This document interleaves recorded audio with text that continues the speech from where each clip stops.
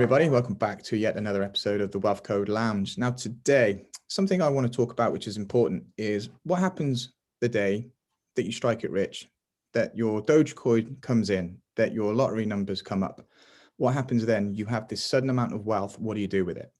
You see, we don't really know because we're not into the habit of spending like the rich or maintaining our wealth like the rich. So to help us understand this and break it down, special guest today is a guy called Tom Corley. Now, Tom Corley is an author of a book called Rich Habits. Fantastic book. I do thoroughly recommend it. So Tom, welcome to the Wealth Code Lounge. Thanks very much for joining me. Please introduce yourself. Sure. Tell us a bit about you. Well, thanks for having me on, Alan. I appreciate it. So by trade, I'm a CPA. I'm a certified financial planner. I also have a master's degree in taxation. I've spent most of my life in tax, high-end tax, international tax, large corporate tax, and dealing with wealthy individuals. And back in 2004, I started down a path, really a rabbit hole, thanks to a client who was going through bankruptcy and had inherited a business, and then he just ruined the business over the course of like 10 years. And he wanted to know what the heck he was doing wrong. Why are rich people rich? Why are poor people poor? What was he doing wrong that my rich clients were doing right? And I did some research on it. The only book I could really find that had any empirical data was The Millionaire Next Door, and you know, that book was really about focused on what people did once they had some wealth, and then just sort of parsed it out and explained, you know, who where they came from and things like that. But it really didn't tell the tale of how they got wealthy. So I ended up doing my own study. It took me about 4 or 5 years. It's called the Rich Habits Study. It's a 5-year study on the daily habits of rich people and poor people. I interviewed 233 wealthy people, 128 poor people. And what I discovered during this study, when I was analyzing the data, was that a majority of the data points had to do with daily habits, which I didn't know anything about habits, to be honest with you. I think, you know, habits entered my lexicon in 2008 or 9. And so I started summarizing some of the differences and started calling them rich habits, poor habits, and did some learning sessions for about a year. I had about 12 people in a room, and I did this once a month. And so I was just trying to figure out how to communicate what I discovered in my research in the most efficient and effective way to help people. And then I had some of the people in the group, in the different groups, they had some tremendous success applying some of the rich habits, and they were clamoring for me to write a book about this. So I had never written a book before. I didn't know anything about writing a book, but I did know this, or I believed that the writing a book could not possibly be harder than taking the CPA exam.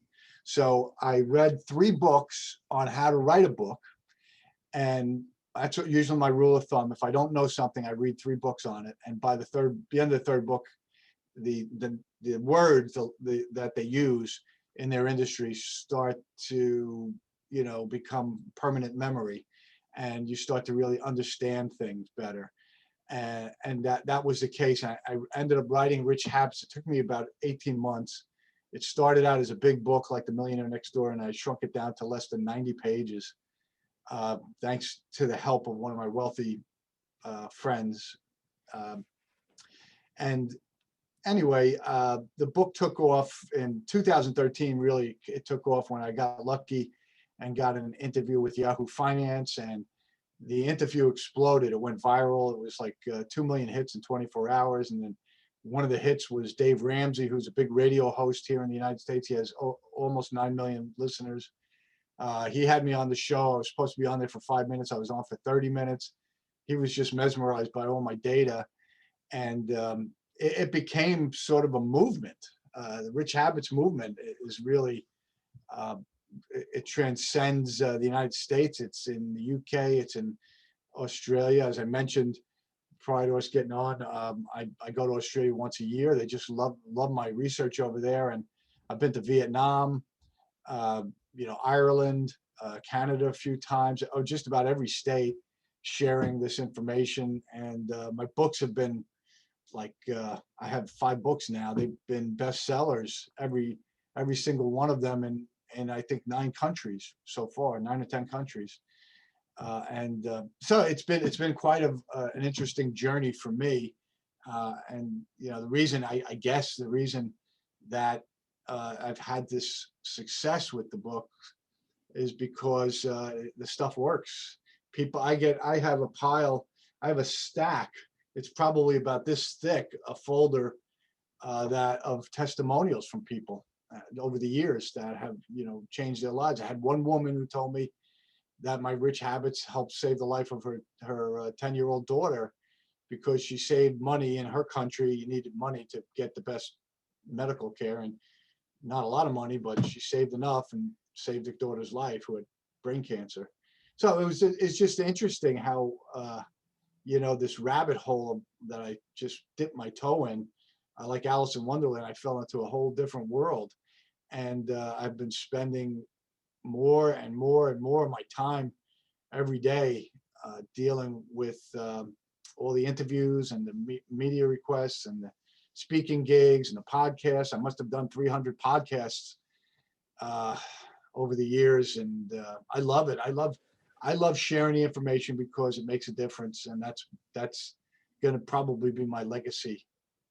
No, it's a great legacy to definitely leave behind. But I guess let's tap into some of these rich habits then, if we can, Tom. Sure. Is there a way you can kind of give examples on that to kind of typify the difference between someone who is, classified as a wealthy person, which it isn't someone who's kind of an elite or a multi-billionaire, millionaire. It's someone who's kind of, it has enough to kind of get by on in terms of that they earn a decent salary, versus someone who obviously is working paycheck to paycheck, making ends meet, has a lot of debt, and is considered, the proprietary of a poor habit. Can you kind of give us some examples of how different those kind of two types of persons are?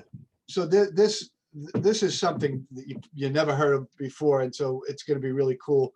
What I discovered in my research is there are 4 paths to wealth. Almost everybody pursues wealth in 4 paths, and the first path is the saver investor path. The second path is the big company climber path. The third path is the virtuoso path, and the fourth path is the entrepreneur path. Now, the saver investor path, they have specific personality traits and specific rich habits. The personality traits would be that you're, risk averse. You don't want to take risk. You don't want to work yourself to the bone. You want to have free time. You're more interested in your priorities or your values or your family and your friends above wealth. So those are kind of the personality traits. The rich habits associated with the saver investor path, or if you want to become wealthy, you have to save 20% or more of your net income, which means you have to manage your standard of living. You have to create a standard of living that allows you to save 20% or more. And then you have to consistently invest those savings. You have to, every month you're pouring savings into investments, and you're using the power of compounding and dollar cost averaging to grow your investments. And in most cases, it's things like stocks, ETFs, bonds, mutual funds, but it's also real estate rentals. I have quite a few self-made millionaires who focused on the real estate industry, and they've built as much as $40 million of wealth, even though they could hardly write or speak English, which is pretty amazing. So you can be smart in one area and not smart in 100 areas. It doesn't matter when it comes to wealth.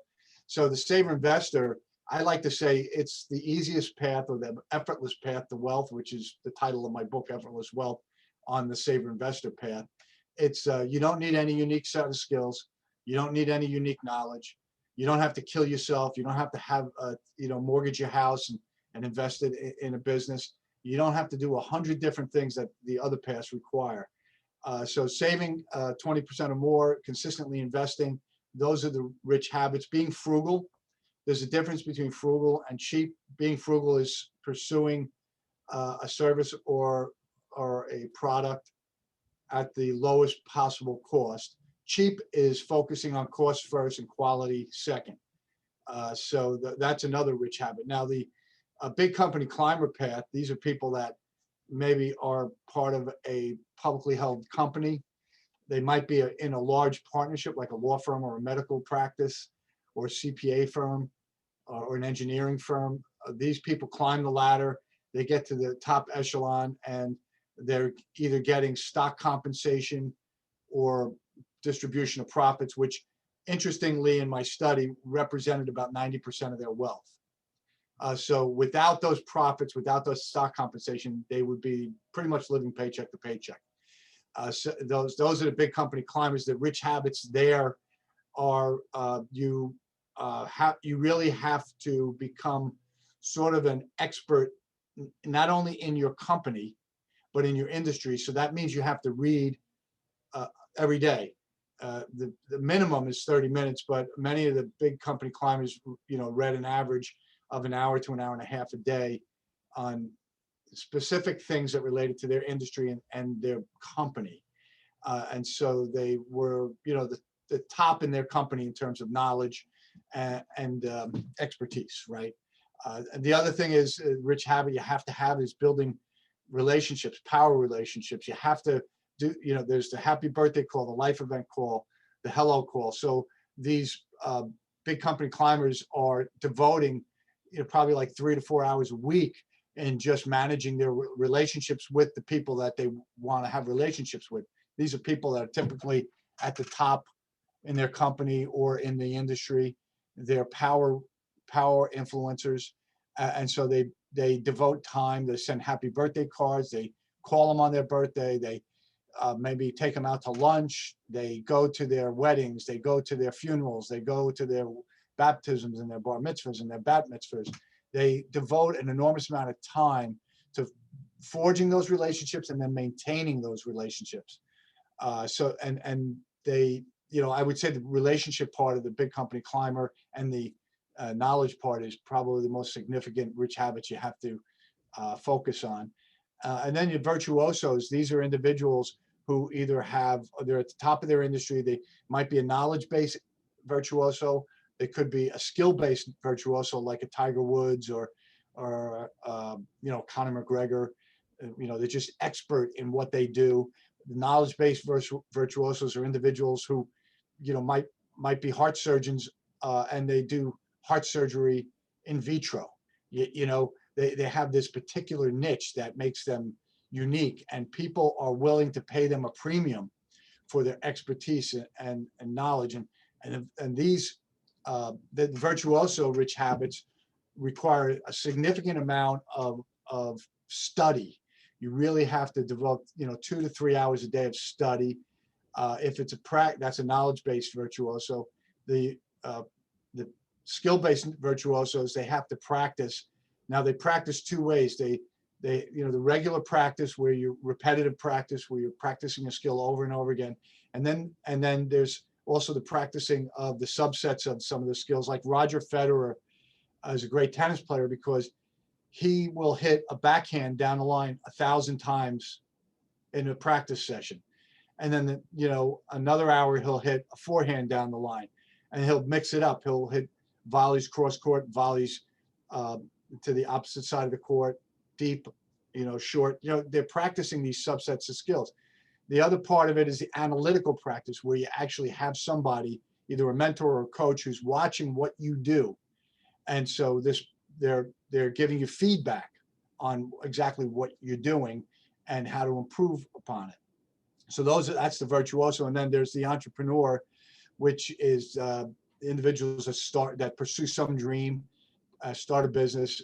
These are the rich habits associated with the entrepreneur. Or they have the power relationship rich habits. They have to develop relationships. They have to be salespeople. So they have to be outgoing, and they have to be constantly in touch with contacts and constantly dripping on them and promoting themselves is actually a rich habit of entrepreneurs. They're consummate promoters. They have to be well versed in their industry. So just like the big company climbers, they're reading like crazy to try and have the most knowledge to help them see the opportunities. Because when you have, the more knowledge you have, the more opportunities you're able to see. It's like climbing a hill. As you gain knowledge, you get higher in the hill, and you realize, you weren't standing around a clump of trees. You were standing in a forest. Well, that forest represents a forest of opportunities. The more knowledge you have, the more opportunities you see. And also the work ethic, like the big company climbers, you have to have an enormous work ethic. Big company climbers and entrepreneurs are similar in that they have to work 50 to 60 hours a week in many cases, especially the entrepreneurs in the first 3 to 5 years of their pursuing their dream. They have to, focus on their dream and nothing else. So, and the big company climbers and the entrepreneurs are also similar in that their career comes first and family and friends come second and third. So that's both a personality trait and a rich habit. You have to devote the time to the business, what you're engaged in, to make money, and that has to be your number one priority. And one of the interesting things is when I asked the entrepreneurs if they had a spouse who told them that they have to stop, doing what they're doing or they're going to get a divorce, they would say, divorce me. Go ahead, let's get a divorce.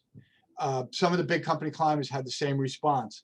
I was listening to an interview by Elon Musk, and the interviewer asked him, they said, with all the stress that you were under and the failure that you were experiencing as an entrepreneur, did you ever think at all of quitting? This is another rich habit. Entrepreneurs never quit. They're relentlessly persistent. And Elon Musk said, the only time I thought that I would quit is when I became either permanently disabled from the enormous workload or I died. So he said, so permanent disability, chronic permanent disability, or death were the only reasons I would quit. I kind of did an Evelyn Wood version of the 4 paths to wealth, but it kind of gives you an idea that each path has specific rich habits, specific personality traits, specific requirements, and you have to decide, which personality traits, what your personality is, and which path you slot yourself into. I think that's the big trick, Alan. We work our whole lives, and then at the age of 45, we're like, I hate my job. I don't like what I do for a living. Well, that's because you chose the wrong path. You chose a path that maybe a parent or an influencer or a mentor recommended, the path that maybe was right for them, or maybe was the safe path in their mind, but it wasn't the right path because it goes against the grain of your personality. So with everything that you've just said then, and there's people listening who are entrepreneurs or wanting to be entrepreneurs, there's people who wanted to be investors, there's people who are virtuosos who've got a skill and a talent, and there's the company guy, who wants to progress and be successful. What if you hear someone that say, that's not for me, I can't do any of that. It sounds like a lot of hard work. It sounds like a lot of struggle. It sounds like something that I don't know I've got in me to achieve that. When you hear that, I'm sure you've heard it plenty of times, right? That people come to you and say, is that what you've got to do? Is that the habits I need? And they say, I don't know if I can do that. What do you respond with? Well, if they're actually having that conversation, then there definitely shouldn't be an entrepreneur. Because the interesting thing about like entrepreneurs and big company climbers is they have a very clear vision of their destination. Very clear. It's crystal clear. And they're not so much concerned with the how. The how, they'll break through a brick wall. They'll work 100 hours a week if they have to in a given week. They won't see I'm reading a book about Frank Sinatra, right? Frank Sinatra basically told his wife, Nancy, that my career is the only thing I care about. I care about nothing else. I don't care about the family. I don't care about my friends. I don't care about anything else but my career. And so, that was the kind of the mindset that he had. And look what happened to him. He became uber successful. You have to have that single-minded focus. This is why, um, you know, the saver investor path and the virtuoso path, if you're thinking that way, that you don't want to devote all this time, those are other paths that are available. You can still build wealth and still see your family and your friends. You just have to do it a different way. Yeah, definitely. I think for some, they would see this as, okay, this is the path, this is the challenge, and I'm willing to tread that path. I'm going to do what it takes to be single-minded, to be focused, to be successful. Right. They take that journey. So we've talked about, I guess, the path to wealth and riches. What about when we get there? What about that we wake up tomorrow that we are a successful company guy, that our investment has rocketed, our entrepreneur decisions have made us significant successes, and so on and so forth, or we're really good at what we do in terms of our talent, and yes, we're starting to see the benefits of that, sponsorship deals and social events, and our profiles being raised, and we're starting to feel good about ourselves. If we've kind of come from nothing and we're 42, 43, or changing careers, and we're moving into some new territory because we've chosen the wrong path previously, now we're moving on to the right path, which is what we want to do. When we kind of get to these new dizzy heights, sometimes we might feel, and I know I speak from this through personal experience here, that I'm kind of in new territory where maybe I don't know how to behave. Maybe I don't know what to do next because I've got through that struggle, but here I am in this new plateau of wealth. What then? How do I kind of, I guess, move into the maintenance of that wealth? How do I get into those habits? It's fun. It's interesting that you brought that up, because what I learned from my research was that many of the big company climbers, virtuosos, and entrepreneurs did a shift or a pivot. People hate the word pivot nowadays, so I'm using the word shift. So they shift to a saver investor. Now, the nice thing about it is they don't have to alter their standard of living like the typical saver investor would have to manage their standard of living in order to do the saving. The entrepreneurs who are successful, the virtuosos who are successful, and the big company climbers who are successful, what they end up doing is they become saver investors, in the sense that they are shifting to growing and preserving the wealth that they accumulated. Right. So now this becomes a whole new facet of their lives.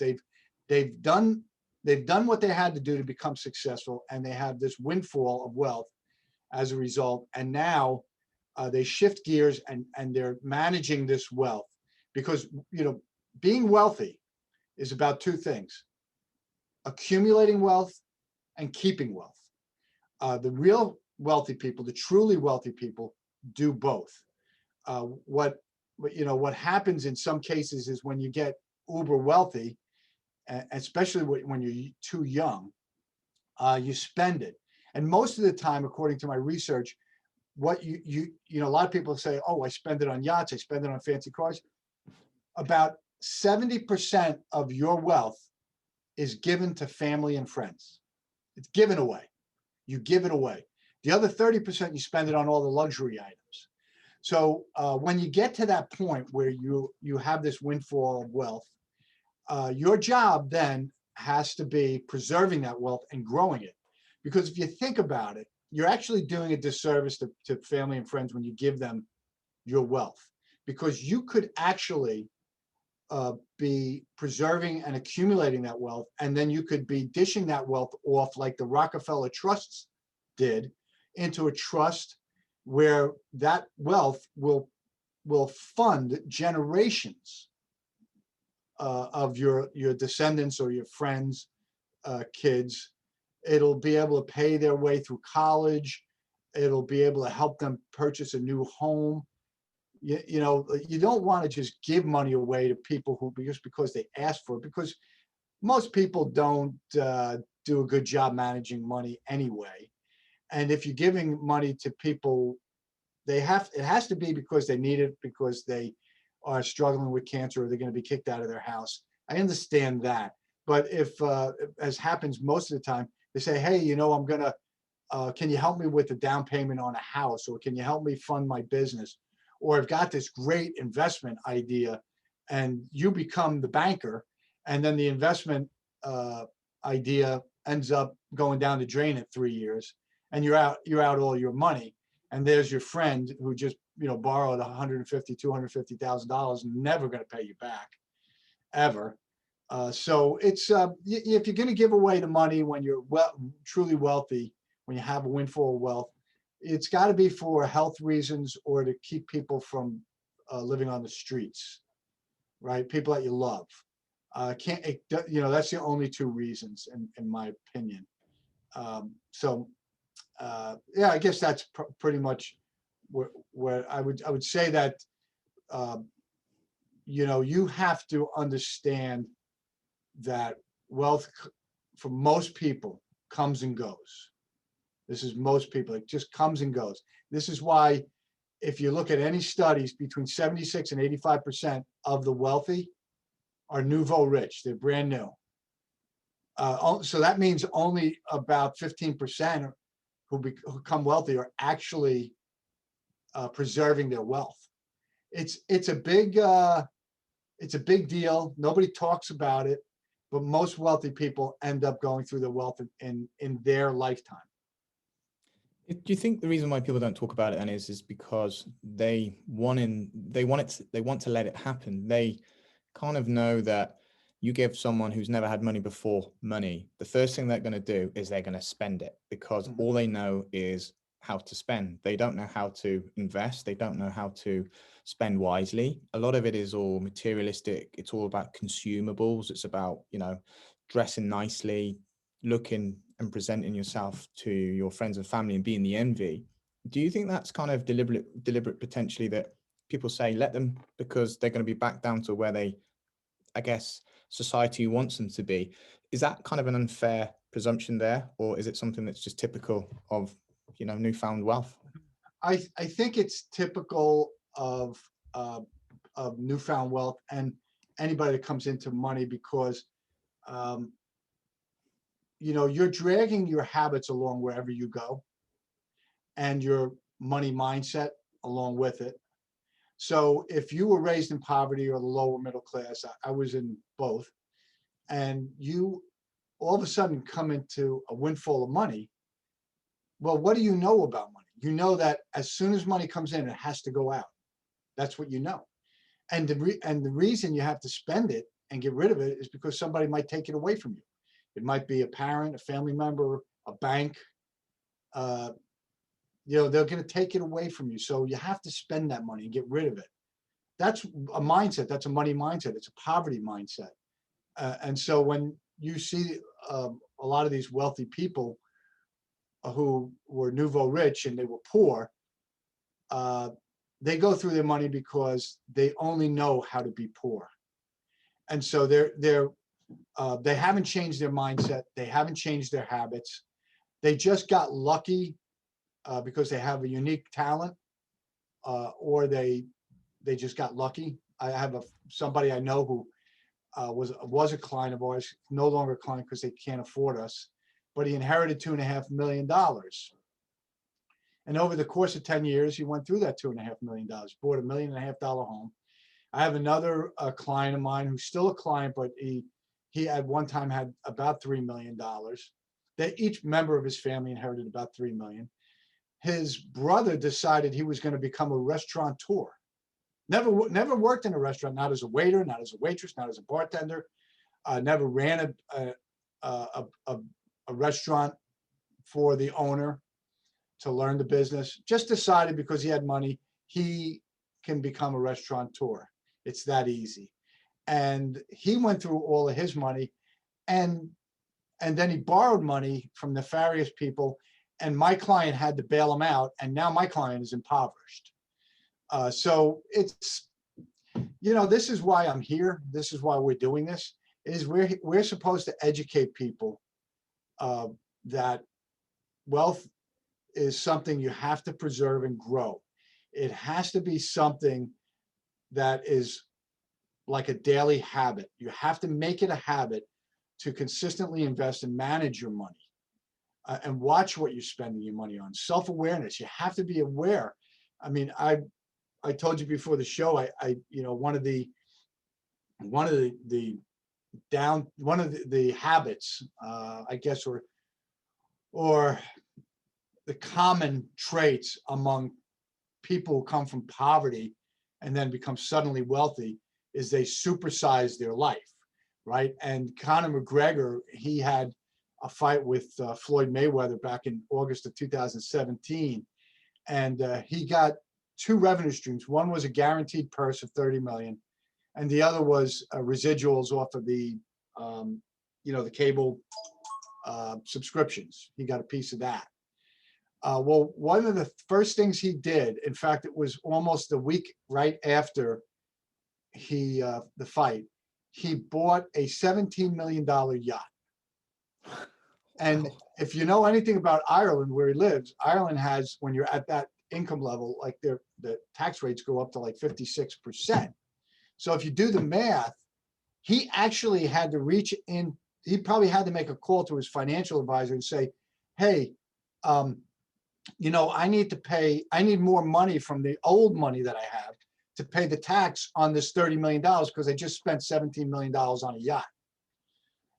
So he supersized his life, and maybe it won't be a disaster to him, but there is certainly, he's on the path of a commonly walked path of many sudden millionaires, where they just go through their money as quickly as they can, and then at the end of their lives, all they have are regrets because they wasted all that money. And the regret is that they're relying on other people to help them survive financially because they did such a horrible job. So yeah, you have to be careful when you come into wealth, especially if you worked. I think when you work really hard for the wealth, it's a different thing. When the wealth comes to you as a 21, 22, 23-year-old Justin Bieber, you're going to buy that $7-8 million mansion. But if it takes you 20 years to get that wealth, you're not going to be stupid and buy a $7 million mansion, because you understand that was so hard to come by. And that's the 90%. Like in the world of wealth, there's a bell curve. It's a 90% bell curve. 90% of the wealth comes after many years. And in my study, the saver investors, it took them 32 years to accumulate their wealth. The big company climbers, it took them 20 years. The virtuosos, it took them 21 years.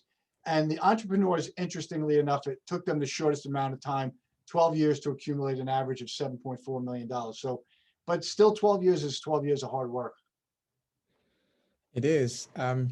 Everything you just explained reminds me of that quote that's in your book, something along the lines of, would you rather learn from your own experiences or from the experiences of others? I mean, how apt and applicable is that to kind of read the stories of Conor McGregor and others and show that if you're, I guess, petulant and immature with the money that you have, then you're going to kind of land yourself in a lot of unknown issues, aren't you? Not necessarily with the tax, because again, you kind of enter in this wealthy world where things are different, because you may not have worried about things previously, like, your employer pays your taxes for you because he deals with everybody, the payroll system or HR or whatever department it is, they deal with all your tax applications. But when you become wealthy, and this is a common occurrence I see within the cryptocurrency space, where wealth is kind of sometimes in a matter of weeks that someone might make an investment, and then 2 or 3 weeks later, it can 10x, 100x in these markets, which is just ridiculous, but it's happening. And all of a sudden they're thinking, I can take this money out and I can help the needy and help family, and they're good. They're Samaritans. They're being admirable with their money.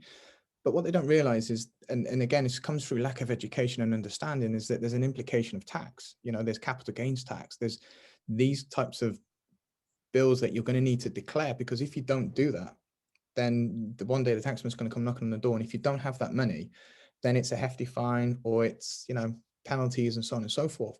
There's this kind of education, right? That's clearly missing right now from people who think that it's your money and that you don't have the consequences. But again, it's that mindset, it's that habit, right?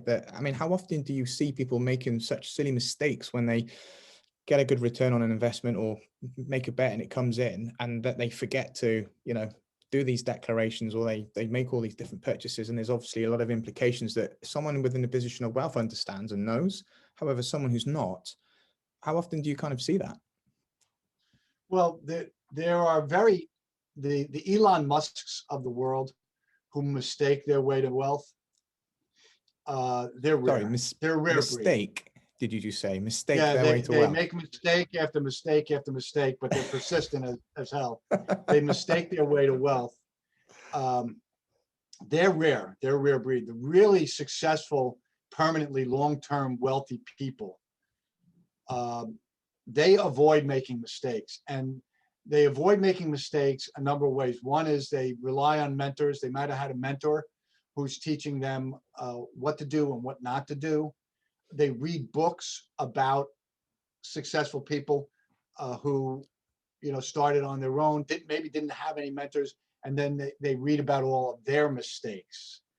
So they're studying, they become students of wealthy people, the truly successful, the long-term successful, and they avoid making mistakes. It's so much easier to become wealthy when you know what to do and know what not to do.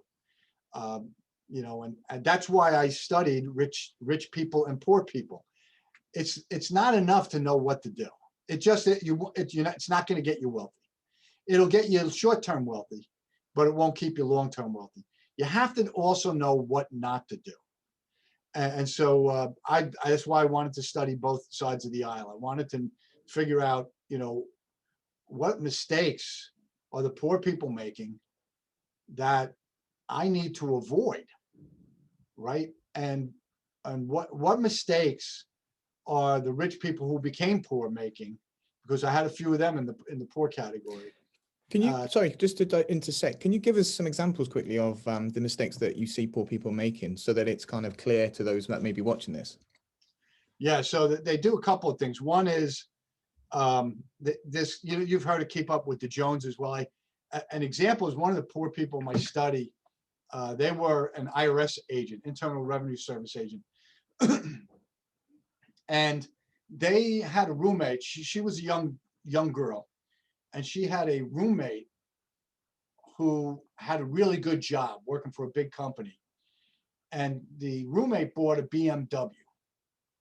And so the IRS agent, poor person in my study, she immediately wanted a BMW. So she went out and leased a BMW.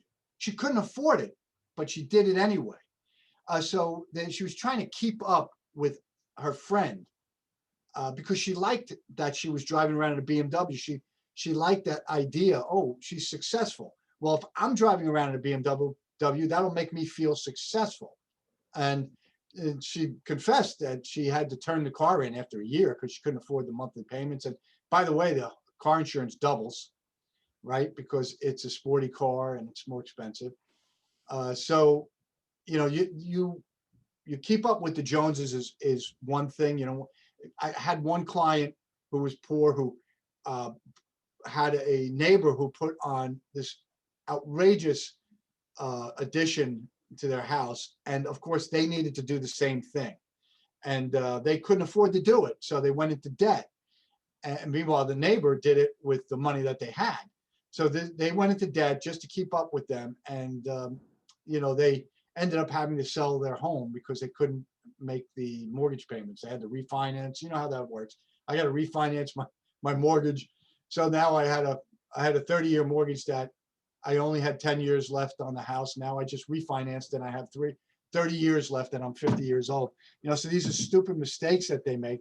Supersizing your life. We talked about Conor McGregor, but it doesn't have to be that exaggerated. It's really, when we come into wealth, I have it right now.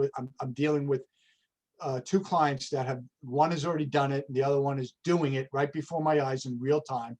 They're supersizing their life, and I'm telling them they're making a huge mistake. You're going to regret this.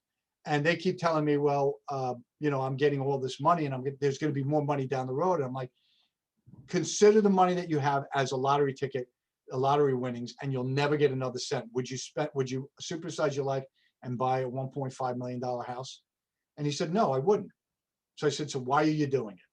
Well, they have this, when you come into money, you think there's going to be more money down the road. And most people that come into money, that's it. That's all the money you're ever going to get for the rest of your life. You got lucky, pat on the back. You're one of the chosen few.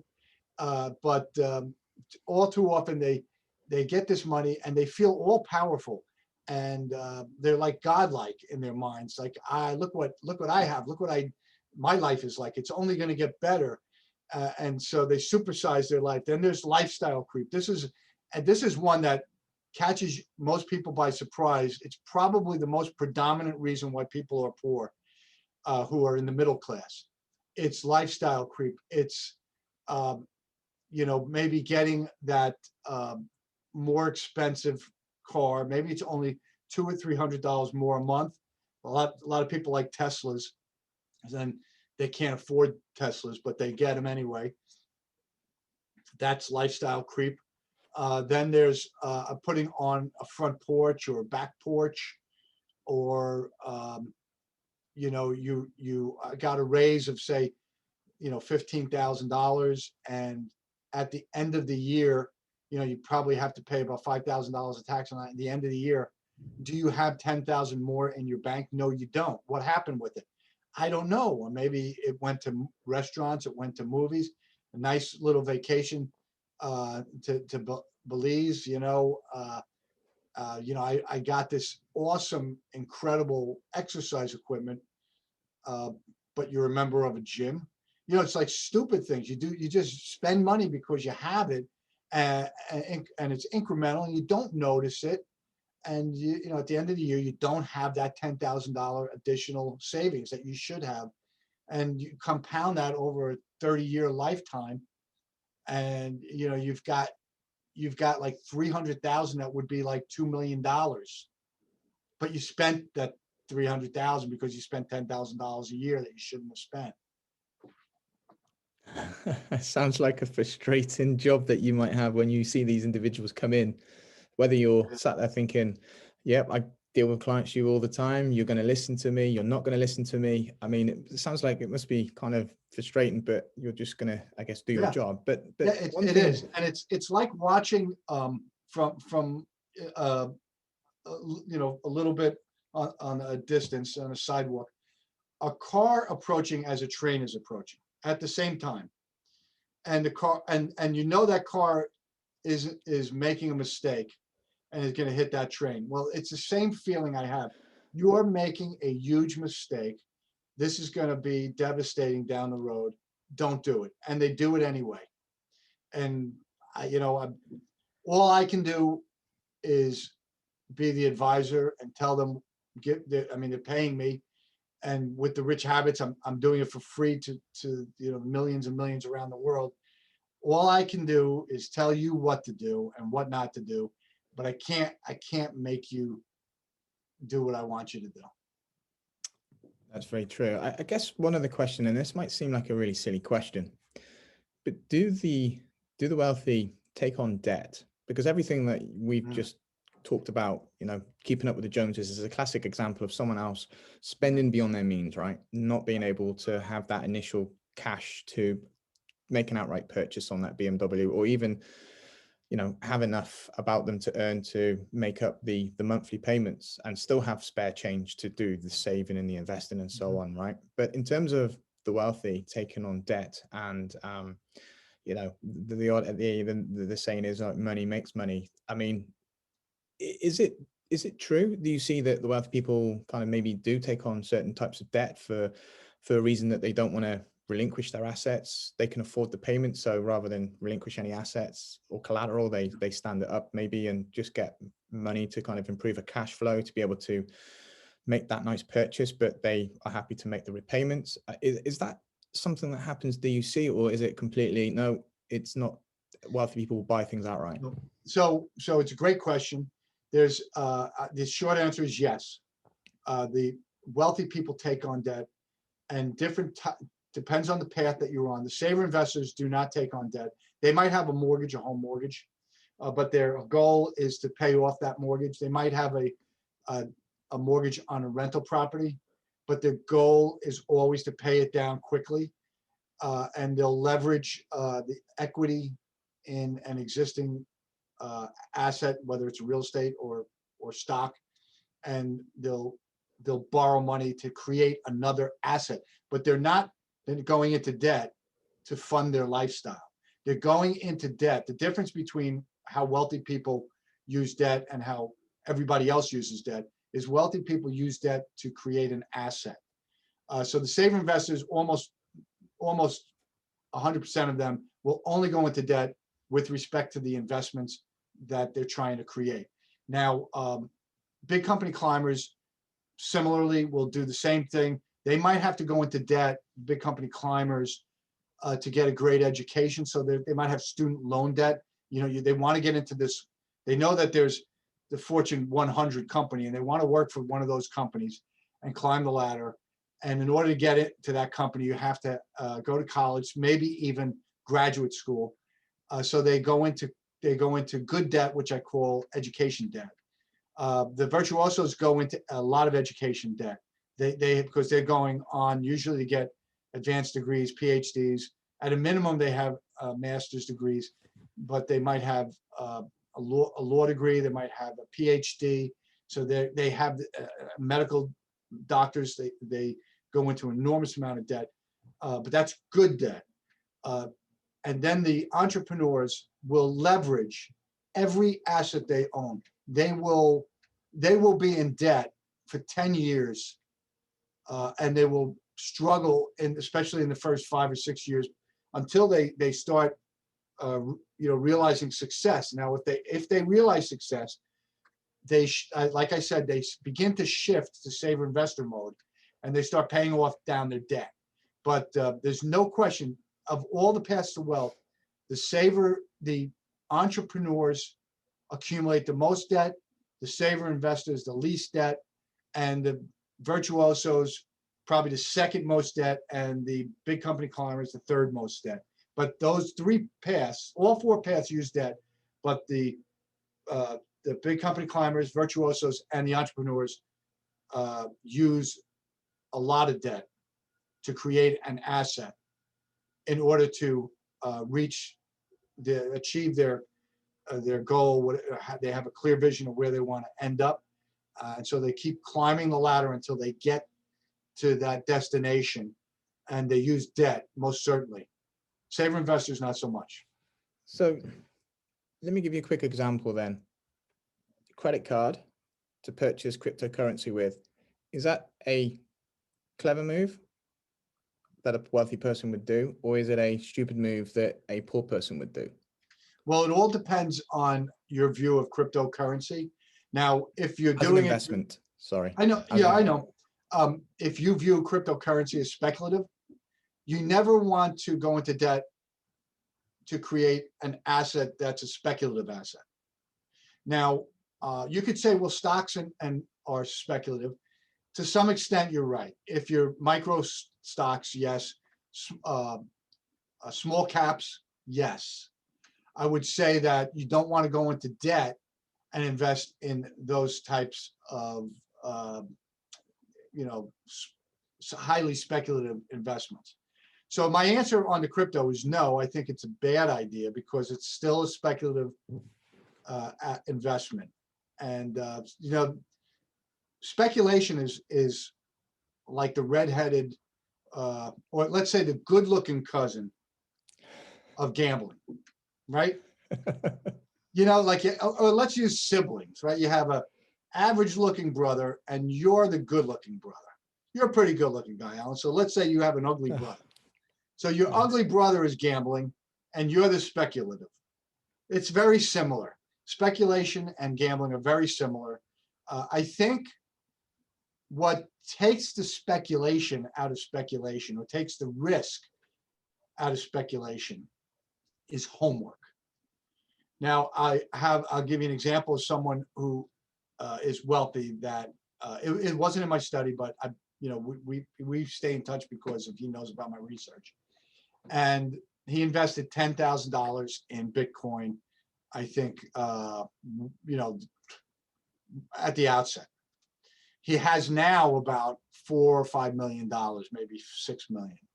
Wow. And he paid off his mortgage because he cashed out some of his Bitcoin. But he studied it at length. He studies the blockchain. He's kind of an expert on the blockchain. He even writes in a newsletter. He left his job in a car dealership and is now writing for cryptocurrency. And so he has taken the speculation, the risk out of cryptocurrency. But if you have somebody who knows very little about it, could be real estate, even cryptocurrency, could be stocks. If they know very little about it, you better make sure before you invest $1 that the person who's advising you is an outright expert on it, because they will tell you, yeah, crypto is great, but, and then they'll tell you why you might not want to do it at this moment. You know, so they have they can see things that non-experts can't see. So you really want to. And by the way, if you want to go into debt and do it that way, investing in something, using an expert in an area you know nothing about, that's fine. That's a lot of the wealthy people in my study did that. There's nothing wrong with that. But if you just dive into it without really doing your homework or just doing a cursory amount of homework, you're speculating. And the downside of speculation is you could lose all your money. Yeah, wise words there, Tom. I agree with that. And thanks for sharing that with us, because I see it happening all the time where people might kind of borrow money to make the investment because they don't necessarily have the cash. And sometimes I think to myself, is that such a good idea? Sometimes it isn't, because like I say, in a speculative market that is cryptocurrency, it can move very, very fast. And 9 times out of 10, unfortunately, it's to the downside, not the upside. And therefore people are left with a worthless asset, and then they still have to pay the credit card bill at the end of the day. But finally, Tom, just to kind of wrap this up, if you could, can you give us your thoughts on the lack of education that exists within, I guess, schools? One thing I've noticed here in the UK is that when I was growing up, there was nothing that taught me about money. The only other time I really knew about money was when I got older. Yeah, when I was working for the first time, then I'd get a credit card because I was 18 and I could apply for one, and I had 0 credit history, and I'm trying to create my own credit. Therefore, I'm approved, and then I'm spending and I'm buying nice things, and then realizing, hang on, I've got to pay that back, but I want to get more nice things. And you learn the hard lesson. But I wonder if it would have been worth my while understanding this growing up as a child, maybe understanding money better, where it comes from, how it's generated, how it's spent, what debt is, what bad debt is, what good debt is, you know, how to actually save, live beyond your means. I mean, parents are to a degree good educators, and you can watch what they do, but sometimes you don't want to listen to mum and dad when you get to a certain age, right? You kind of rebel and go, you're not telling me what to do. Do you think that there's a fundamental lack of education, and is that deliberate, or is that just something that just is omitted by the education authorities, and it's a travesty? I mean, what's your opinion with it based out in the United States? Well, we know it's deliberate. It's intentional. We know it because this is conversation of financial literacy has been going on for 30 years. Now, well, really 20 years. They used to have in the 50s and the 60s home economics courses. They taught you a little bit about money and about how to manage a home and things like that. They did away with it because intentionally they didn't want to be teaching financial literacy to students. So this is, yes, there's no question that the educators from the top down are intentionally educating our kids to be financially illiterate. No question about it.